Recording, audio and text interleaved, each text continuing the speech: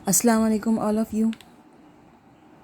Last lecture में हम लोगों ने स्टडी किया था मेल रिप्रोडक्टिव सिस्टम। हम लोगों ने स्टार्ट किया था। हम लोग उसकी अब फिगर देखते हैं और बाकी का पार्ट कंटिन्यू करते हैं, है ना।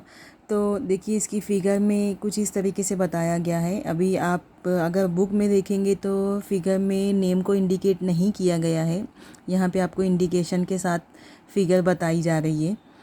तो सबसे पहले ये यूरेटर का पार्ट उसका, उसके बाद यूरेटर से लग के सेमिनल वेसिकल्स प्रेजेंट है। उसके बाद देखेंगे तो हम लोग प्रोस्टेट ग्लैंड है। ये सब में से कुछ हिस्से जैसे सेमिनल वेसिकल है और टेस्टिस है, स्क्रोटम है, ये सब हम लोग स्टडी कर चुके हैं ना। उसके बाद प्रोस्टेट ग्लैंड के बाद यूरेथ्रा का पार्ट है, ये ट्यूब लाइक। उसके बाद ये ओवल शेप का स्ट्रक्चर टेस्टिस कहलाता है। टेस्टिस एक सैक लाइक स्ट्रक्चर में जिसको स्क्रोटम बोला जाता है। उसके बाद फोर स्किन है और लास्ट में यूरेथ्रल ऑप्सिफाइस है। उसके बाद इधर देखेंगे हम लोग इस साइड, तो ये जो ट्यूब लाइक स्ट्रक्चर है, कर्व ट्यूब लाइक स्ट्रक्चर, इसको वास डिफरेंस बोला गया है। उसके बाद ये इजैकुलेटरी डक्ट है, उसका कॉपर्स ग्लैंड है, ये स्मॉल कॉपर्स ग्लैंड है। और ये वाला हिस्सा उसका एपिडिडेमिस, ये वाला हिस्सा उसका पेनिस और ये ग्लांस पेनिस, है ना। ये मेल रिप्रोडक्टिव सिस्टम है। अब अगर हम लोग टीएस देखेंगे, इससे पहले वाले लेक्चर में भी हम लोग फिगर का ऑब्जर्वेशन कर चुके थे। अभी वापस से हम लोग देखते हैं कि टीएस ऑफ टेस्टिस में सेमिनिफेरस टिब्यूल्स किसको बोला गया है। Tunica albuginea, Sertoli cell, sperm bundle, connective tissue, basement membrane, germinal epithelium and interstitial cell, they are also called as a Leydig cell. अब हम लोग ये फिगर पहले भी हम लोग पढ़ चुके हैं, ये मैंने रिकैप में सिर्फ फिगर आपको बताई है। अब हम लोग स्टार्ट करते हैं।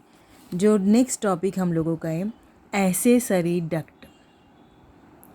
तो एक्सेसरी डक्ट किसको बोला जाता है और इसमें क्या क्या प्रेजेंट होते हैं। तो एक्सेसरी डक्ट इट इंक्लूड, इसमें क्या क्या रहेगा। The accessory duct include rete testis, vasa efferentia, epididymis, vas deferens, ejaculatory duct and urethra. ये सब किस में प्रेजेंट है, एक्सेसरी डक्ट में प्रेजेंट है। उसके बाद सबसे अब वन बाय वन हम लोग सब लेके उसका हिस्सा पढ़ते हैं। तो पहला है rete testis. Rete testis is the seminiferous tubules of the testis at posterior surface from network of tubules. Posterior surface में टिब्यूल्स का नेटवर्क है जो रेटी टेस्टिस कहलाता है। और वो उसके एक हिस्से को सेमिनिफेरस टिब्यूल बोला जाता है। उसके बाद है वासा इफ्रेंशिया। तो वासा इफ्रेंशिया क्या है। वासा इफ्रेंशिया में 12 से 20 छोटे छोटे टिब्यूल्स हैं और ये अराइज करते हैं, अराइज होते हैं, करते नहीं, अराइज होते हैं रेटी टेस्टिस से। और कहाँ तक जाते हैं, वासा इफ्रेंशिया तक जाते हैं। तो 12 फाइन टिब्यूल्स अराइजिंग फ्रॉम रेटी टेस्टिस, उसको वासा इफ्रेंशिया बोला गया है। अभी हम लोग पीछे फिगर भी देखें। उसके बाद है नेक्स्ट इज़ द एपिडिडेमिस। एपिडिडेमिस लॉन्ग होता है, हाईली कॉइल्ड ट्यूब है, लॉन्ग है, हाईली कॉइल्ड घुमा हुआ ट्यूब है। स्पर्म मैच्योर होता है एपिडिडेमिस के अंदर। तो they carry the sperm from the testis and open into the epididymis. Sperm को कैरी करके टेस्टिस से उसके बाद ओपन किस में करता है, एपिडिडेमिस में ओपन करता है। उसके बाद नेक्स्ट इज़ वास इफ्रेंस। vas effens which travel the abdominal cavity and loops over the ureter to open into the urethra। क्या बताया गया है कि ये ट्रैवल करता है, कौन सा हिस्सा इसका, वास इफेंस का, कहाँ से आ रहा है ये, एब्डोमिनल कैविटी से, एंड लूप ओवर द, और उसकी लूप कहाँ पे है, किसके ऊपर है ये, उसकी लूप यूरेटर के, to open into the urethra, और कहाँ तक गई है, यूरेथ्रा तक गई है उसकी लूप। उसको क्या नाम दिया गया है, वास डिफरेंस नाम दिया गया है। उसके बाद है इजैकुलेटरी डक्ट। तो ejaculatory duct union of vas deferens with the duct of the seminal vesicles. उसके बाद next is the ejaculatory duct union of vas deferens with the duct of the seminal vesicle. Vas deferens का जहाँ पे union होता है duct के साथ, वहाँ पे वो सेमिनल वेसिकल है। कौन से डक्ट के साथ वास डिफरेंस का यूनियन होगा, इजैकुलेटरी डक्ट के साथ। तो वो क्या, वहाँ से क्या निकलेगा फिर, सेमिनल वेसिकल निकलेगा। During ejaculation semen passes through the prostate gland. जब इजैकुलेशन होता है मीन्स फ्लूइड कंडीशन, इजैकुलेट जब होती है तो ये प्रोस्टेट ग्लैंड से पास होके निकलती है। उसके बाद है यूरेथ्रा। यूरेथ्रा कॉमन पैसेज है किसका, यूरिन का और सेमिन का। Common passage for the urine and semen, it is called urinogenital duct. उसको क्या नाम दिया गया है, यूरिनोजेनाइटल डक्ट नाम दिया गया है ना। उसके बाद it is called as a urinogenital duct. In male urethra is long and extend through penis. Male की बॉडी के अंदर यूरेथ्रा लॉन्ग है और ये पेनिस को भी शो करता है। अब यहाँ पे क्या बताया गया है, यूरेथ्रा। हाँ, कॉमन पैसेज बताया जा रहा है यूरिन एंड सेमिन का। इसीलिए इसको यूरिनोजेनाइटल डक्ट भी बोला जा रहा है। तो अभी आप ये याद रखेंगे यहाँ पे कि जिस टाइम यूरिन रिलीज़ होगी उस टाइम सेमिन रिलीज़ नहीं होगा, और जिस टाइम सेमिन रिलीज़ होगा उस टाइम यूरिन रिलीज़ नहीं होगी। इसीलिए इसको यूरिन और सेमिन का कॉमन पैसेज बोला जा रहा है। अब नाम उसका क्या दिया जा रहा है, यूरिनोजेनाइटल डक्ट, है ना। उसके बाद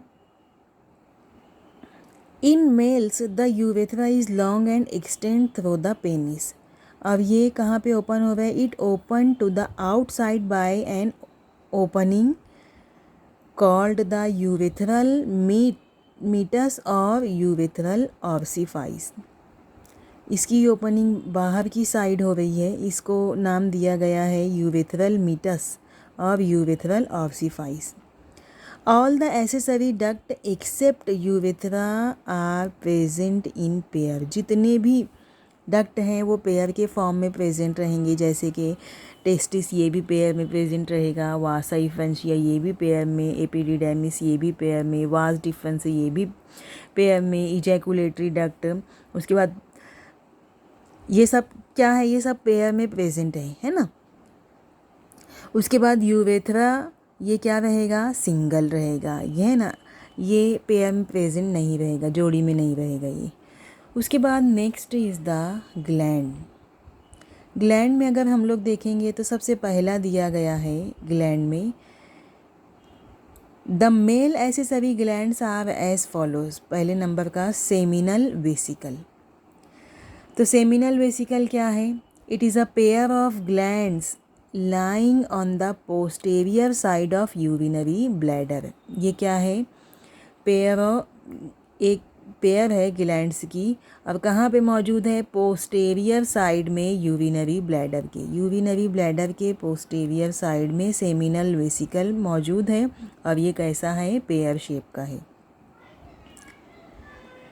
it secretes an alkaline seminal fluid. ये क्या सिक्रीट करता है, seminal vesicle semen fluid secrete करता है और उसका नेचर कैसा बताया गया है, अल्कलाइन नेचर बताया गया है। ये कंटेन करता है, which contain fructose fibrinogen and prostaglandins. क्या क्या बात कंटेन करेगा ये? फ्रुक्टोज, ये सब उसका न्यूट्रिएंट मटेरियल है, न्यूट्रिएंट मटेरियल है जो सेमीन में मौजूद स्पर्म को नरिशमेंट करने के लिए ये अमाउंट चाहिए। जैसे कि फ्रुक्टोज ये चाहिए, फाइब्रिनोजन चाहिए, प्रोस्टाग्लैंडिन चाहिए। It contributes about 60% of the total volume of the semen. ये 60% कंट्रीब्यूट करेगा किसका? टोटल वॉल्यूम सेमीन का। उसके बाद fructose provide energy for sperm movement. Sperm की मोमेंट को फ्रुक्टोज एनर्जी, ताकत देगा। वाइल्ड फाइब्रिनोजन क्या करेगा? Fibrinogen coagulates the semen into a bolus for quick propulsion in the vagina. Fibrinogen क्या करेगा? सेमीन के को कोएगुलेट करेगा, उसको क्लॉट करेगा, मतलब कोएगुलेट क्लॉट करेगा थोड़ा थोड़ा, और बोलस बनाएगा उसका। अब वो बोलस को क्विक प्रोपोल्शन के साथ तेज़ी से वजाइना के अंदर दाखिल होने में वो मदद करेगा बोलस के ज़रिए। उसके बाद प्रोस्टाग्लैंडिन क्या करेगा? स्टिमुलेट करेगा कि reverse peristalsis in vagina and uterus, adding fast movement of sperm towards the egg in the female body. Prostaglandin क्या करेगा? वो स्टिमुला एक एक्शन करेगा कि रिवर्स फॉर्म में, पेरिस्टालसिस फॉर्म में वजाइना में जो फ्लूइड इंटर हो रहे वो वापस ना आ सके, यूटेरस से फास्टर मूवमेंट के साथ स्पर्म वजाइना के में इंटर हो जाए, अब एक से जाके यूनाइट हो जाए फीमेल की बॉडी के अंदर का। तो ये किसकी जिम्मेदारी है? प्रोस्टाग्लैंडिन की। ये जितना भी बताया गया है आपको सेमिनल वेसिकल में लिखना है इतना। उसके बाद next is the prostate gland. अब प्रोस्टेट ग्लैंड कैसा रहता है? तो प्रोस्टेट ग्लैंड कैसा रहता है? सिंगल ग्लैंड है ये प्रोस्टेट ग्लैंड, लार्ज है और made up of 20 to 30 lobes and is located underneath the urinary bladder. Urinary bladder के नीचे 20 से 30 लोब्स हैं जो प्रोस्टेट ग्लैंड कहलाते हैं। ये सिंगल ग्लैंड है और ये लोब्स वहाँ से निकलते हैं। It surrounds the urethra and release a milky white and slightly acidic prostatic fluid into the urethra. ये प्रोस्टेट ग्लैंड में से मिल्की वाइट कलर का फ्लूइड निकलता है जो कुछ एसिडिक नेचर रखता है ना। It forms about 30% of volume of semen. ये 30% टोटल अमाउंट ये प्रोस्टैटिक फ्लूइड का 30% टोटल अमाउंट है सेमीन के अंदर, और जो सेमिनल फ्लूइड है इसका 60% अमाउंट है ना, अभी हम लोग इसके पहले देख चुके हैं। It forms about 30% of volume of semen. It contain, अब ये क्या क्या कंटेन करेगा? कौन सा प्रोस्टैटिक फ्लूइड? ये क्या क्या कंटेन करेगा? तो ये कंटेन करेगा साइट्रिक एसिड